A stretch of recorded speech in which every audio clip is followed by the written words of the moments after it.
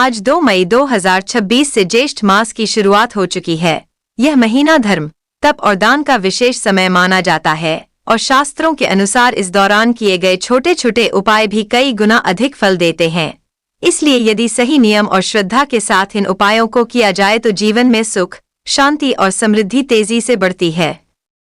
ज्येष्ठ मास मई-जून के आसपास आने वाला हिंदू मास को अत्यंत तप और पुण्य देने वाला माना गया है। इस महीने में गर्मी अपने चरम पर होती है, इसलिए धर्मशास्त्रों में ऐसे उपाय बताए गए हैं जो न केवल आध्यात्मिक लाभ देते हैं बल्कि जीवन में सकारात्मक बदलाव भी लाते हैं।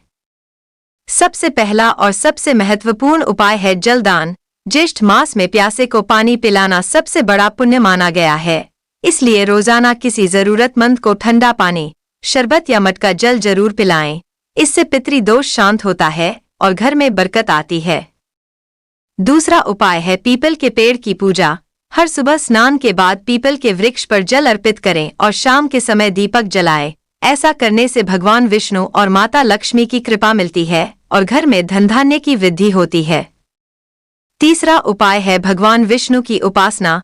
ज्येष्ठ मास में ओम नमो भगवते वासुदेवाय मंत्र का जाप रोज कम से कम 108 बार करें। इससे मन शांत रहता है, कष्ट दूर होते हैं और भाग्य मजबूत होता है। चौथा उपाय है छाया दान। इस महीने में छाता, चप्पल, कपड़े या पंखा दान करना बहुत शुभ माना जाता है। इससे सूर्य के कष्ट कम होते हैं और जीवन में सुख समृद्धि आती है। पांचवां उपाय है गरीबों और ब्राह्मणों को भोजन कराना। ज्येष्ठ मास में जितना हो सके अन्नदान करें, खासकर शनिवार और एकादशी के दिन। इससे पितरों की कृपा मिलती है और घर में कभी अन्न की कमी नहीं होती। छठा उपाय है तुलसी पूजा। रोज सुबह तुलसी माता को जल दें और दीपक जलाकर परिक्रमा करें। इससे घर का वातावरण शुद्ध होता है और नकारात्मक ऊर्जा दूर होती है।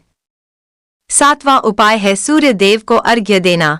हर सुबह तांबे के लोटे में जल लेकर सूर्य को अर्घ्य दें और ओम सूर्याय नमः मंत्र का जाप करें। इससे स्वास्थ्य अच्छा रहता है और आत्मविश्वास बढ़ता है।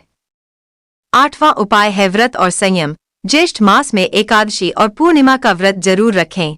इससे शरीर और मन दोनों शुद्ध होते हैं और भगवान की विशेष कृपा मिलती है। साथ ही इस महीने में ब्रह्मचर्य और सात्विक भोजन का पालन करने से साधना का फल कई गुना बढ़ जाता है। नवां उपाय है गंगा जल का प्रयोग। यदि संभव हो तो घर में गंगा जल रखें और पूजा में उसका उपयोग करें। इससे घर में सकारात्मक ऊर्जा आती है और वातावरण पवित्र रहता है। 10वां और सबसे महत्वपूर्ण उपाय है सेवा और सदाचार। इस महीने में जितना हो सके क्रोध, झूठ और बुरे विचारों से दूर रहें। जरूरतमंदों की मदद करें और मन में दया का भाव रखें, क्योंकि यही सच्चा धर्म है और यही उपाय सबसे अधिक फल देता है। यदि इन सभी उपायों को पूरे विश्वास, नियम और श्रद्धा के साथ किया जाए तो ज्येष्ठ मास में व्यक्ति को विशेष पुण्य, मानसिक शांति, रोगों से राहत और जीवन में तेजी से सुख समृद्धि प्राप्त होती है।